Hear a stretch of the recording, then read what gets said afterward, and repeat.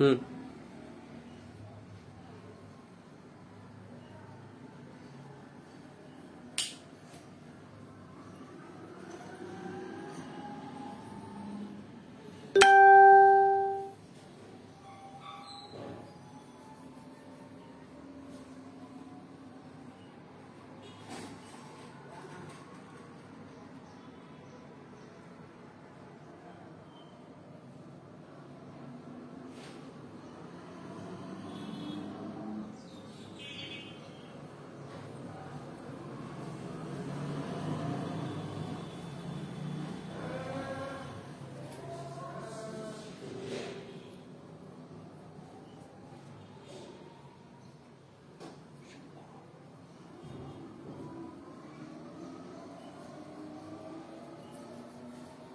বিসমিল্লাহিররহমানিররহিম।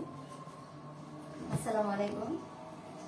সুপ্রিয় শিক্ষার্থীবৃন্দ, সম্মানিত অভিভাবকবৃন্দ, দর্শক যারা এই মুহূর্তে দেখছেন, সকলকে পলাশথানা মডেল উচ্চ বিদ্যালয়ের পক্ষ থেকে আজকের অনলাইন ক্লাসে স্বাগত জানাচ্ছি। শিক্ষার্থীবৃন্দ, আজকে তোমাদের নবম দশম শ্রেণীর বাংলা ভাষার ব্যাকরণ এর ওপর ক্লাস দেব। তোমরা বই খাতা কলম নিয়ে প্রস্তুত হবে আশা করি। আর ক্লাসটিকে অবশ্যই বন্ধুদের মধ্যে শেয়ার করে দিবে যেন সকলেই দেখতে পারে।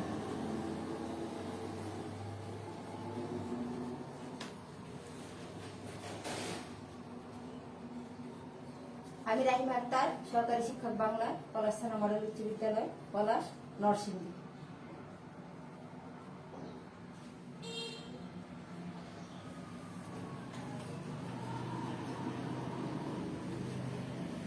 যে যেখানে আছো আশা করছি সকলে ভালো আছো, আল্লাহ তাআলার আশিস রহমতে সুস্থ আছো। আলহামদুলিল্লাহ আমরাও ভালো আছি।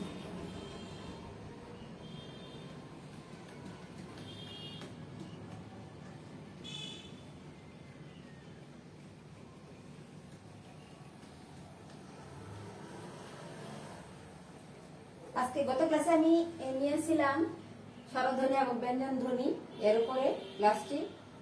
তো আজকে সর্বমোট ক্লাস হয়েছিল, আজকে কি ব্যঞ্জন ধ্বনির উপরে ক্লাসটি নিব। তাহলে আমরা ক্লাসে ঢুকে যাই। ব্যঞ্জন ধ্বনি কাকে বলে, ব্যঞ্জন ধ্বনি কি? আমরা গত ক্লাসে জেনেছিলাম স্বরধ্বনি মানে হচ্ছে যে বর্ণ নিজে নিজে উচ্চারিত হতে পারে অন্য কোনো বর্ণের সাহায্য ছাড়া, এবং মুখে কোথাও কি মুখ বিবরে কোথাও বাধাপ্রাপ্ত না হই। আর ব্যঞ্জন ধ্বনি হচ্ছে যে ধ্বনি স্বরতন্ত্রের মাধ্যমে, ফুসফুস থেকে স্বরতন্ত্রের মাধ্যমে বাতাসতাড়িত হয়ে মুখ বিবরের কোথাও বাধাপ্রাপ্ত হয় এবং অন্য ধ্বনি সাহায্য নিয়ে উচ্চারিত হয়, তাকে ব্যঞ্জন ধ্বনি বলে। মানে ব্যঞ্জন ধ্বনি একা একা উচ্চারিত হতে পারে না। ওই ধ্বনির ক্লাসে আমি একটু বলেছিলাম, যেমন স্বরধ্বনিগুলো কি সহজে উচ্চারিত হতে পারে অন্য ধ্বনির সাহায্য ছাড়া, ব্যঞ্জন ধ্বনি কি অন্য ধ্বনি সাহায্য নিয়ে তারপর উচ্চারিত হয়। তাহলে ব্যঞ্জন ধ্বনি আজকে আমরা ডিটেলস বর্ণনাটা দেখবো একটু। দেখো, ব্যঞ্জন ধ্বনি উচ্চারণগুলো দুই ভাগে হয়ে থাকে সাধারণত। একটা হচ্ছে উচ্চারণের রীতি, ভালো করে খেয়াল করে, একটা হচ্ছে উচ্চারণের রীতি আর একটা হচ্ছে উচ্চারণের স্থান। এই দুই ভাগে কি মোটামুটি ব্যঞ্জন ধ্বনিগুলো উচ্চারিত হয়ে থাকে। আমি দুইটাই তোমাদের মাঝে বুঝিয়ে দেওয়ার চেষ্টা করব, তোমরা একটু সাথে যুক্ত থাকো। উচ্চারণের রীতি অনুযায়ী ব্যঞ্জন ধ্বনিগুলোকে এই ভাগে ভাগ করা হয়েছে এখানে বর্ণগুলোকে। আর আমরা জানি যে আমাদের বর্ণগতগুলো মোট বর্ণ হচ্ছে 50টি। এগুলোকে আমি ভাগ করে দেখিয়েছিলাম গত ক্লাসে। স্বরবর্ণ হচ্ছে 11টি আর ব্যঞ্জন বর্ণ হচ্ছে 39টি। এই ব্যঞ্জন বর্ণ 39টি কি এখানে আছে এবং এটার উচ্চারণ স্থান রীতি অনুযায়ী একদম আমি তোমাদের দেখিয়ে দিচ্ছি। তো 39টি বর্ণের ছক এখানে দেওয়া হয়েছে। এখানে বিভিন্ন ভাগে এই ব্যঞ্জন ধ্বনিগুলোকে ভাগ করা হয়। প্রথমেই দিয়েছি আমি, দেখো, আচ্ছা, ব্যঞ্জন বর্ণের সংক্ষিপ্ত রূপকে বলা হয় ফলা। স্বরবর্ণের সংক্ষিপ্ত রূপকে যেমন বলা হয় কার, আর কার হচ্ছে আমাদের 10টি। আর ব্যঞ্জন বর্ণের সংক্ষিপ্ত রূপকে বলা হয় ফলা। এই ফলাগুলো হচ্ছে 6টি। যেমন আমি এখানে সংক্ষেপে দিয়ে দিয়েছি ম, ন, র, ব, জ, ল। এইগুলো হচ্ছে ম ফলা, ন ফলা, র ফলা, ব ফলা, জ ফলা এবং ল ফলা। এই ফলাগুলো আবার এই জটা সংক্ষিপ্ত হয়ে ফলা, এই যে এরকম ব্যঞ্জন, এইটাও কি জ ফলাই, এরকম ব্যবহৃত হয়ে থাকে।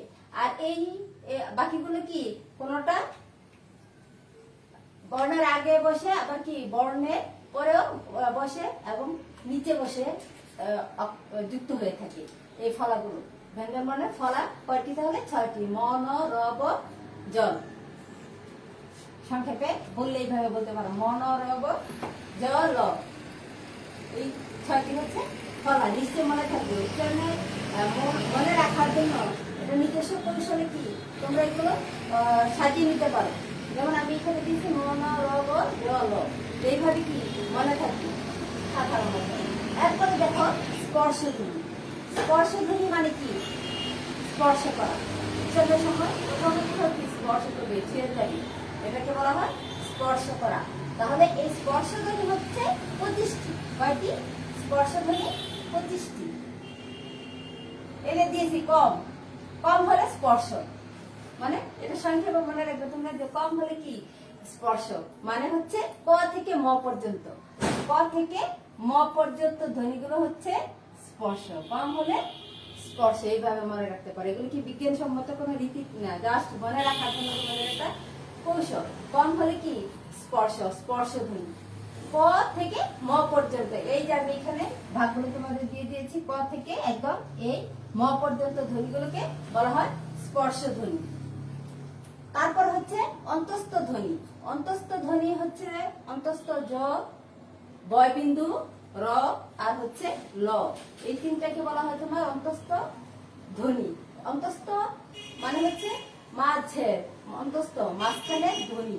এই কারণে বলা হয় কারণ এই ধ্বনিগুলো স্পর্শ ধ্বনি এবং তোমার উষ্ম বা এই শীত ধ্বনিগুলো মাঝখানে থাকে। এই জন্য অন্তে থাকে, মাঝে থাকে। এই জন্য এগুলোকে বলা হয় অন্তস্থ ধ্বনি। অন্তস্থ ধ্বনি। তারপরে দেখো উষ্মধ্বনি। উষ্মধ্বনি বলা হয় কাকে? তালব্য, পর্জন্য, দন্তস্ব, হ।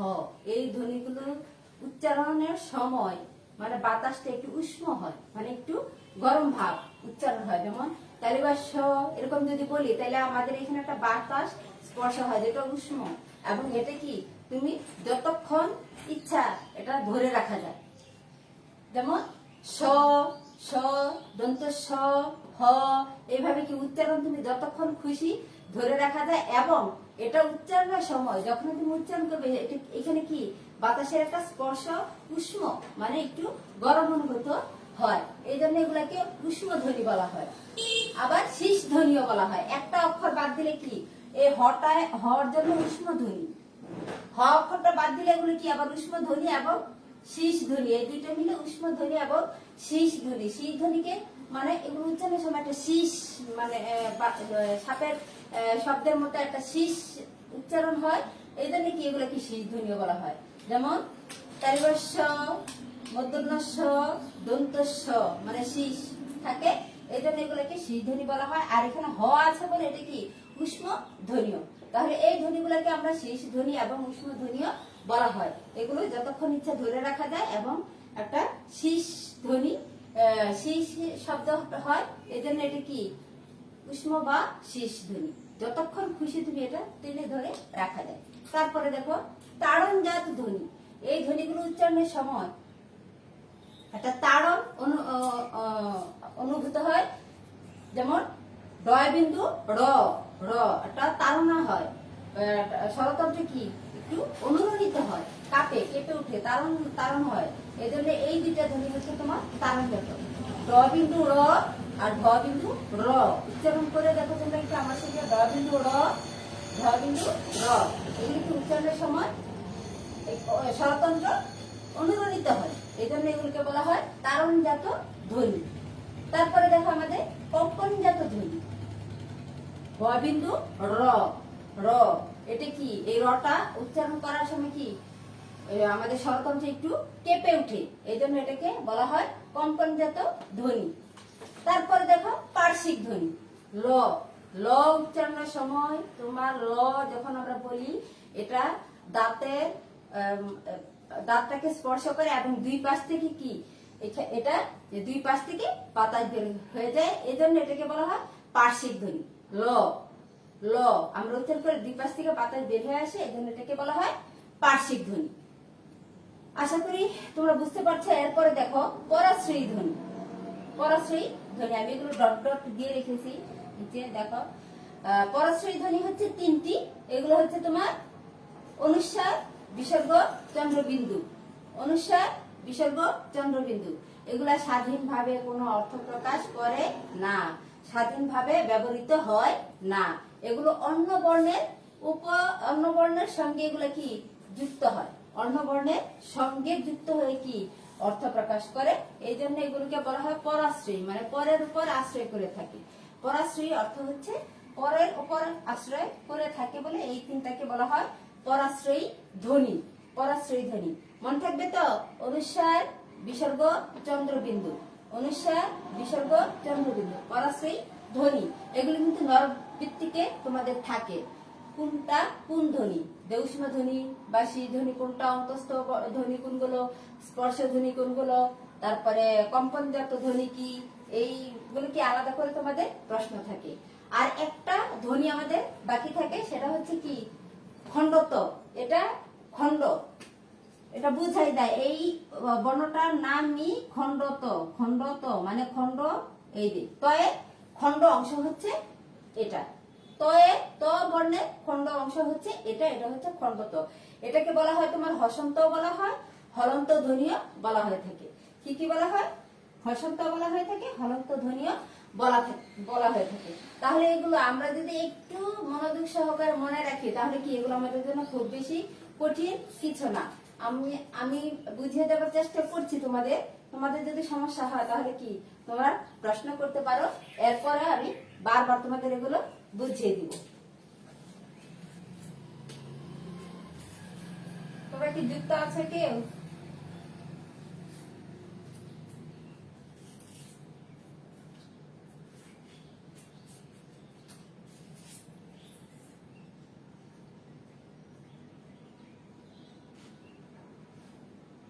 সাউন্ডের সমস্যা হচ্ছে একজন বলেছ।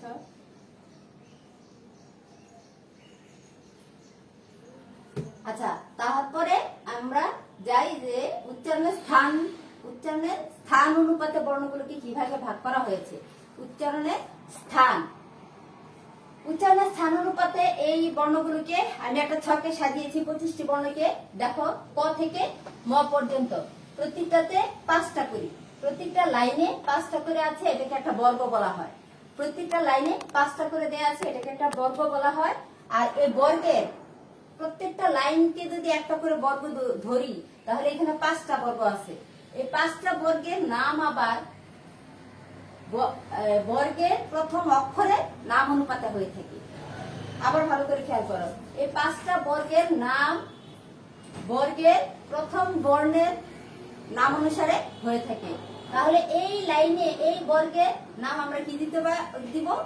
এই বর্গের নাম হচ্ছে তোমার ক বর্গ। দ্বিতীয়টা কি হবে? চ বর্গ। তৃতীয়টা হবে ট বর্গ। চতুর্থটা হবে ত বর্গ এবং সর্বশেষ হচ্ছে ক বর্গ।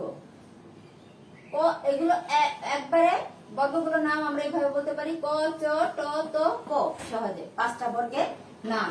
তো এগুলো উচ্চারণের স্থান আমি দিয়েছি, কোন জায়গা থেকে উচ্চারণ হয় এবং এগুলো নাম কি একটু আমরা বলে দিচ্ছি। দেখো, প্রথম বর্গে আছে তোমার ক, খ, গ, ঘ, ঙ।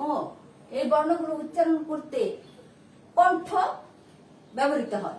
কণ্ঠ ক, খ, গ, ঘ, উ এবং ক, খ, গ, ঘ, উ এগুলো কণ্ঠ ব্যবহৃত হয় বলে এগুলোর নাম হচ্ছে কণ্ঠধ্বনি। কণ্ঠধ্বনি। তো এই বর্ণগুলো উচ্চারণ করতে আবার দেখো, ক, খ উচ্চারণ করতে কি তোমার স্বরতন্ত্র অনুরণিত হয় না এবং এগুলিতে কি বাতাস তোমার কম হয়, কম সময় থাকে। এই জন্য এগুলোকে অঘোষ ধ্বনি বলা হয়। আর যে ধ্বনিগুলো উচ্চারণ করতে তোমার বাতাস তাড়িত হয়, অনুরণিত হয়, দেখো গ, ঘ, উ, এগুলোকে বলা হয় ঘোষ ধ্বনি। আবার বর্গে ক এবং খ ধ্বনি, মানে ক খ, ক খ, এই দুইটা হচ্ছে কি তোমার দুইটা ধ্বনি হচ্ছে অঘোষ। আবার গ, ঘ এবং উ, এই দুইটা ধ্বনি, তিনটা ধ্বনি হচ্ছে ঘোষ। এইভাবে ভাগ করা হয়ে থাকে। পরের বর্ণগুলো দেখো তোমরা চ, মানে এগুলো কিন্তু ধারাবাহিক ভাবে স্থান আমাদের কণ্ঠ থেকে একটু একটু সামনে আসছে এবং সেই অনুপাতে কি বর্ণগুলোর নামও তোমার পরিবর্তিত হচ্ছে। যেমন চ, ছ, জ, ছ, নিয়, এগুলো কোনোটাতে উচ্চারণ করতে কি একটু কম সময় লাগে, আবার কোনো ধ্বনিগুলো উচ্চারণ করতে কি একটু বেশি সময় লাগে। সেই অনুপাতে কি এগুলো নাম নির্ধারণ করা হয়েছে। তাহলে চ, ছ উচ্চারণ করে দেখো, এগুলো কি তালু স্পর্শ করে, কণ্ঠের পরে তালু, তালু স্পর্শ করে, চ, ছ, জ, ছ উচ্চারণ করতে। এই জন্য এগুলোর নাম হচ্ছে তোমার তালব্য ধ্বনি। তারপরে দেখো তালু আরেকটু সামনে, সেটা হচ্ছে কি মূর্ধা।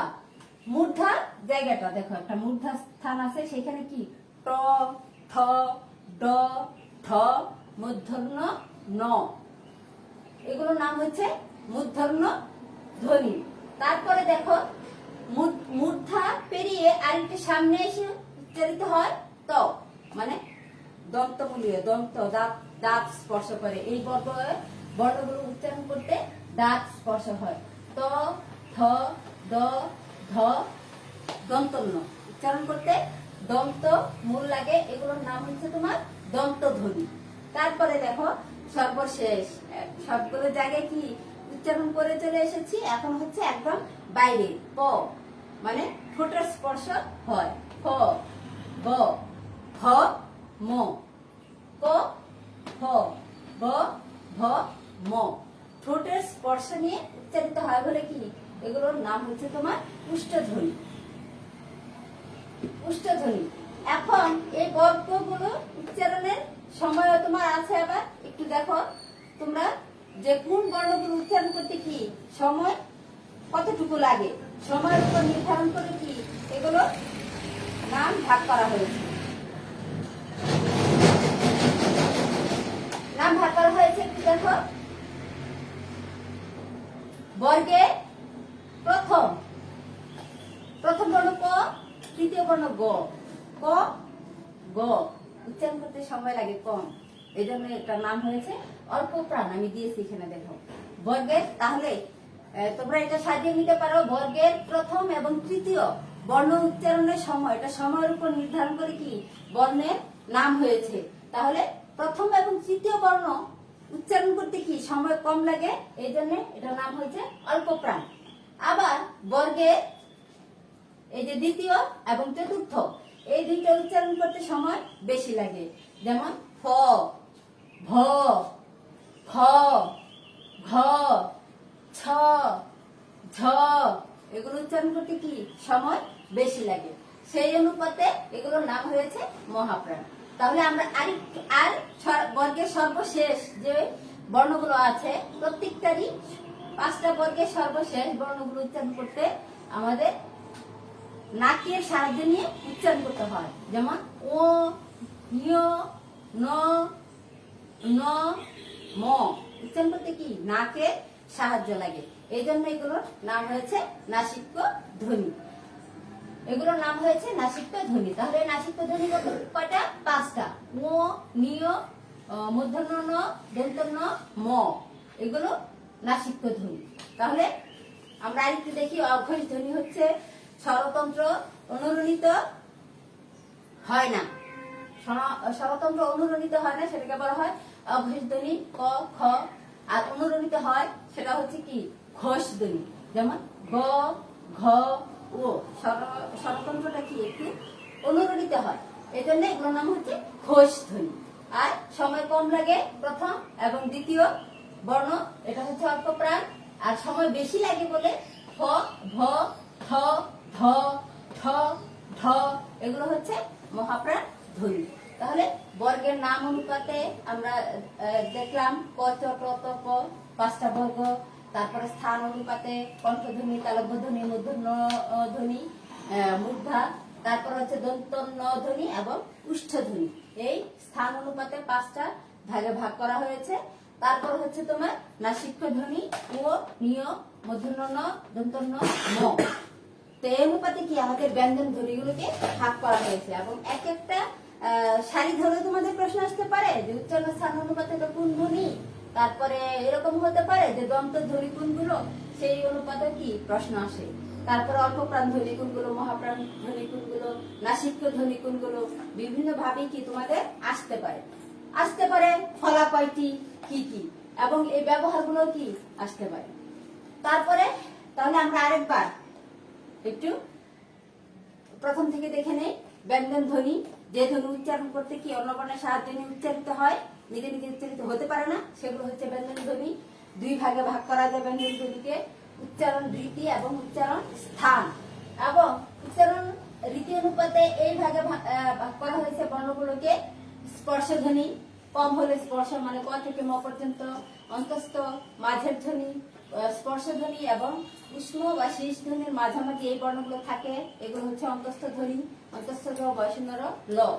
তারপরে উষ্ণ ধ্বনি, এগুলো উচ্চারণের সময় বাতাসটা কি স্পর্শ অনুভূত হয়, একটু উষ্ণ মানে গরম, এই জন্য এগুলো উষ্ণ ধ্বনি 4টা। আবার শীষ ধ্বনিও বলা হয় এগুলোকে, তখন কি আবার হ অক্ষরটা থাকবে না, একটু ভালো করে তোমরা মনে রাখবে।